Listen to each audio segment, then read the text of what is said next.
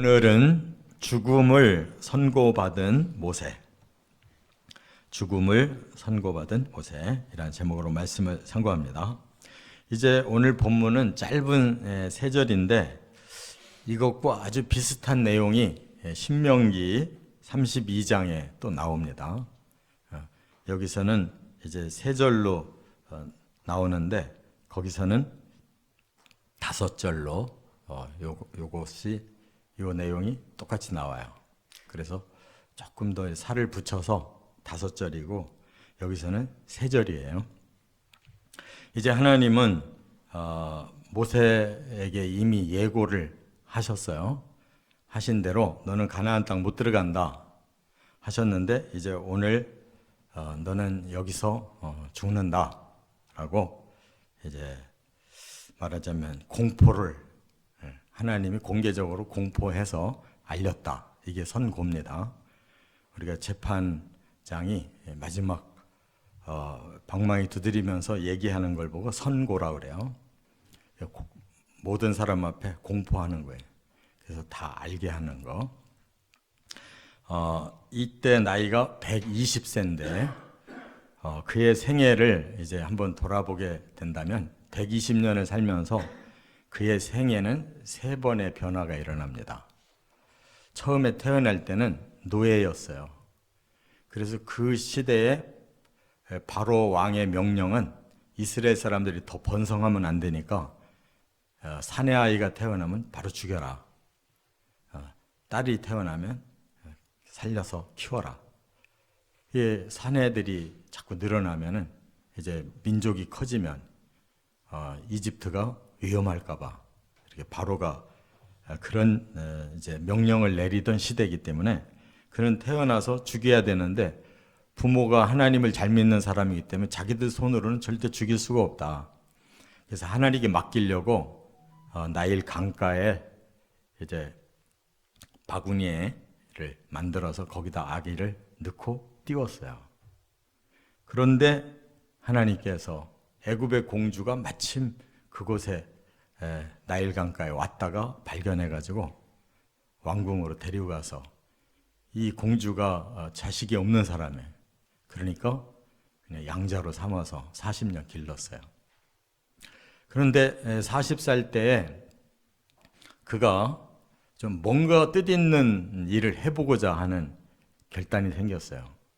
자기 민족인 이스라엘이 이렇게 고난 당하고 있는데 막 의분을 느껴가지고 그 고난을 주는 애굽 사람을 때려 죽였단 말이에요. 그리고 이제 자기는 뭔가 좀 새로운 세계를 만들어야 되겠다고 꿈을 꿨는데 그 다음 날 같은 이스라엘 사람이 이제 그 사건을 보고 이제 그걸로 이 모세를 괴롭히고 그러는 바람에 이제 발각이 되니까 모세가 도망갑니다. 저 미디안 광야로. 거기서는 가장 멀리 말하자면 사우디아라비아로 건너간 거예요. 이집트에서. 그래서 이제 촌부로 40년 살잖아요. 그래도 미디안 제사장의 딸을 만나는 바람에 그렇게 해서 40년을 살면서 가장 낮은 자리에서 이제 자기를 버리고 겸손한 자가 됐습니다. 그런데 하나님이 이제 임재하셔서 신의 산에서 그를 불러요. 너는 이제부터는 이스라엘을 이끌고 가나안 땅으로 들여보내는 사명을 네한테 준다. 그래서 그때부터 80세부터 120세까지 이제 40년 동안 광야를 건너온 겁니다. 그런데 마지막에 그가 실수하고 죄를 져서 너는 가나안 땅 못 들어가고 여기서 죽는다. 이미 그 말씀을 가나안 땅 못 들어간다는 말씀을 했고 오늘은 이제 선고를 하는 거예요. 너는 여기서 죽어야 된다. 여기가 어디냐? 바로 하나님 느보산으로 끌고 올라가신 거예요. 그래서 결국 그는 이제 죽게 되는데 그가 이제 신명기서에서 죽기 전에 세 가지 설교를 하면서 이제 모든 걸 정리합니다. 너희들이 가나안 땅 가면 이렇게 살아야 된다. 모든 하나님의 뜻을 다 정리해서 3번 설교를 하는 거예요. 그리고 신명기 34장이 끝장인데 거기서 모세가 죽어요. 근데 건강한 상태였고 뭐 눈도 흐리지 않았고, 그런데 하나님이 거기서 이제 그냥 명을 끄는 거고, 그렇기 때문에 인간적으로는 섭섭하지만 사실은 영적으로 보면 안식의 시작이에요. 그는 죽음이라는 고통은 겪질 않았어요.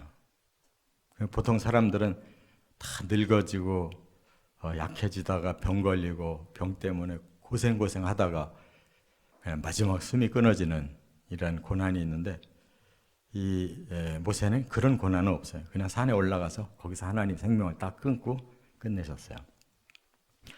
그리고 이제 그 같은 해에 3남매가 다 죽는데, 미리암이 여기 지난 20장 1절에서 먼저 죽었죠. 그 다음에 또 아론도 20장에서 또 그 뒤에 죽어요. 그리고 이제 모세도 죽고, 한 해에 다 죽은 거예요. 지도자들을 끝냈어요. 그리고 여호수아라는 새로운 지도자를 이제 세우고, 이제 바로 요단강 건너서 첫 번째 도성 여리고를 무너뜨리면서 본격적으로 가나안으로 들어갑니다.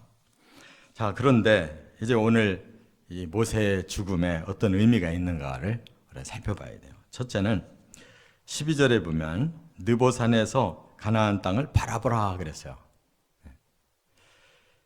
이 지금 요단강 이제 이쪽 동편에 이 모압 땅의 평지라고 그랬으니까, 이제 모압과 이 저 암몬의 그 경계 부분 되는 것 같아요.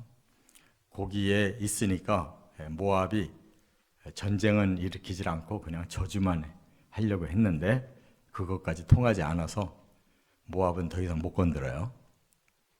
그래서 이제 거기서 요단강을 건너면 여리고란 말이에요. 그 근처에 이제 느보산이라고 있고, 오늘 본문은 아바림 산이라고 그랬는데, 이 아바림은 산맥을 말하는 거고, 그 산맥의 한 봉우리가 느보산이에요. 그거는 이제 신명기에는 바로 느보산이라고 말을 했고, 여기서는 그냥 아바림이라고 말씀을 한 거예요. 근데 거기 특징이 뭐냐? 가나안 땅이 보이는 땅이에요. 지금도 성지순례 가면 이제 거기를 가봅니다. 느보산을. 그러면 이제 뭐 뱀, 이렇게 높이 장대에 올려진 이 뱀도 거기에 형상도 있고, 거기에 기념 이제 당도 지어져 있고, 그리고 이렇게 왼쪽부터 오른쪽으로 쭉 이렇게 다 보이는 그런 광활한 넓은 곳이 보여요. 날씨가 맑으면 이제 어느 정도 이렇게 가늠이 돼. 뭐 여기가 어디고 여기가 어디고 이 방향이 보여요. 그런데 왜 하나님이 여기를 끌어올리시고 가나안 땅을 보게 하셨을까? 그것은 은혜예요. 왜냐하면 하나님 화가 나셨더라면 뭐 느보산이고 뭐 필요 없이 그냥 죽이셨을 거예요. 그런데 가나안을 못 들어가는 대신 가나안을 보게 하신 거예요. 사람들의 생각은 하나님 너무하지 않습니까? 그가 이렇게 평생을 하나님께서 쓰시고 또 이 지상에서 모세만큼 온유한 자가 없다고 칭찬도 하셨는데, 그 한 번 실수를 용서를 안 하시고 이렇게 쳐다만 보고 죽게 하실 수가 있습니까? 그러는데 우리는 인간적으로는 안타깝지만 하나님의 공의를 여기서 세우려고 하시는 거예요. 그러니까 말하자면 우리가 본때를 보인다라는 말이 있죠. 그 본때가 뭐예요? 이 사람을 모델로 삼아서 사람들에게 교훈 주겠다는 거예요. 그게 본때라는 말이에요. 그러니까 지도자는 그만큼 더 엄중하게 보신다는 거예요. 많은 사람들이 이끌어야 되기 때문에 본때를 보이신다는 거예요. 그래서 너는 가나안을 못 들어가. 바라만 보고 죽을 거야. 그거예요. 그렇다고 지옥 같다는 뜻이 아닙니다. 가나안 땅은 천국의 예표로서 보여주는 목적지일 뿐이지, 아브라함도 가나안 땅에서 죽었잖아요. 이삭도 죽었고 야곱도 죽었고 다 그래서 너희 조상에게로 간다 이렇게 말씀한 것은, 이제 영혼은 다 하나님의 낙원으로 가지만 이 땅의 생애는 끝을 내시는 이러한 죽음인 것입니다. 그렇기 때문에 모세만큼 헌신한 사람이 없어도 모세가 죽을 때 왜 저를 죽이십니까? 라고 항의하지 않아요. 다 받아들여요. 믿음이 있기 때문에 그래요. 믿음 없는 사람은 자기를 우월하게 생각해요.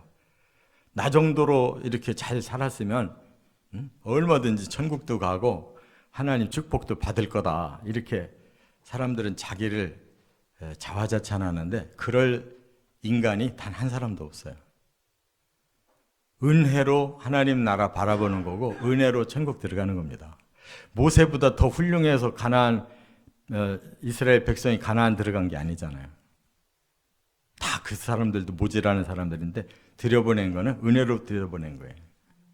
모세는 지도자기 때문에 본때를 보이느라고 보여주기만 한 거라고. 그 차이예요. 우리가 지옥 간다 할지라도 단 한 사람도 항의할 수 있는 사람은 없어요. 지옥 가기에 충분한 죄를 가지고 있는 거예요. 우리 사람들은. 믿음이 생길수록 그걸 받아들이는 거예요. 아, 나는 죽어도 싼 사람이구나. 그러니까 모세는 자기는 그냥 받아들이잖아요. 거기 항의가 없어요. 그러니까 우리의 믿음이라는 것이 이처럼 나에 대해서 조금이라도 살아있으면 그거는 믿음은 아니다. 그는 나 자신을 너무 과신하고 나를 높이는 거다. 이걸 깨달아야 된다 그 말이에요. 그래서 구원은 절대 공로가 아니고 하나님의 은혜로 들어간다. 두 번째 13절로 보면 거기서 죽어 조상에게로 돌아가라 이렇게 말씀해요. 너의 죽음의 장소가 바로 느보산이다. 그래서 하나님이 죽음의 장소로 데리고 간 거예요.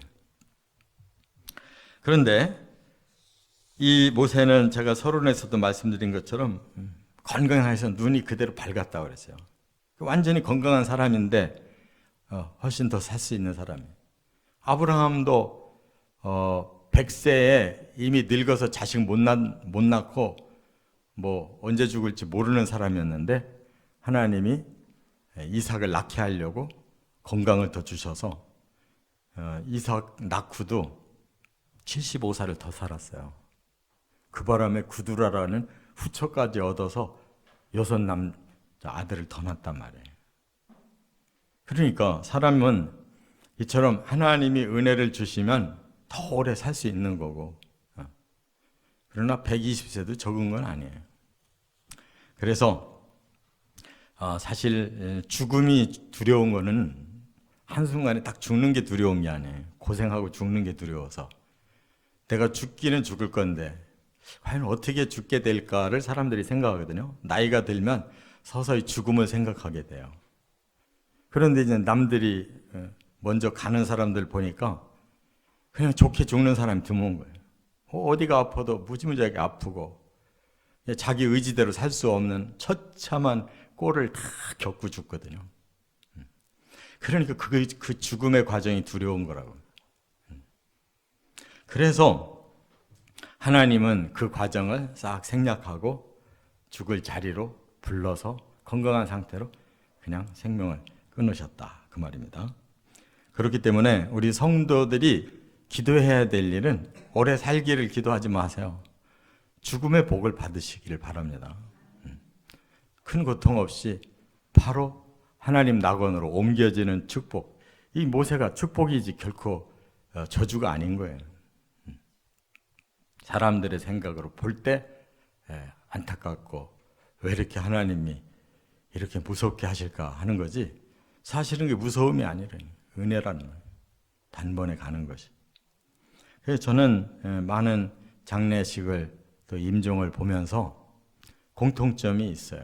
역시 믿음이 확실한 분은 그 죽음도 잘 받아들이고 또 그 고통도 잘 이겨내고, 그리고 죽음을 받아들인 후에 임종의 모습이 굉장히 평안하고 죽고 나면 다시 얼굴이 화사해지고.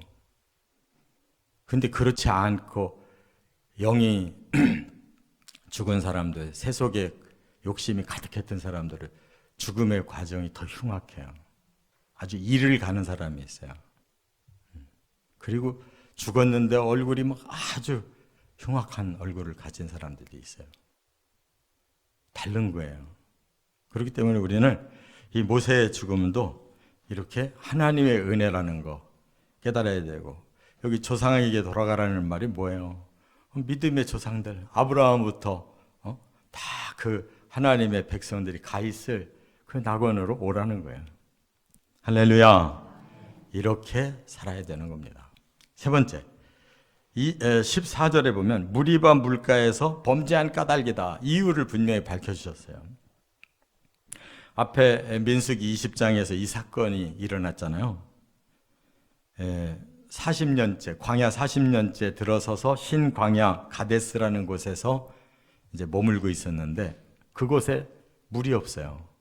그러니까 백성들이 여기서 우리를 죽일 참이냐 하고 막 다시 막 반란을 일으키니까 이제 하나님께서 모세를 불러서 너 저 무리바의 바위를 과거 40년 전에도 한 적이 있어요. 그때는 이제 한번 쳐라 그랬어요. 근데 이번에는 네 지팡이를 들어서 그 바위에게 명령하라 그랬어요. 그러니까 치는 거하고 말만 하는 거하고 많이 다르죠. 치면 그래도 어느 정도 뭔가 좀 느낌이 오잖아요. 쳤을 때 터진다. 느낌이 오요. 모세의 믿음이 40년 전은 쳐야 되는 믿음이고, 이제는 40년 더 성숙했으니까 이제 명령만 해도 될 줄로 믿어야 되는 거예요. 믿습니까? 네.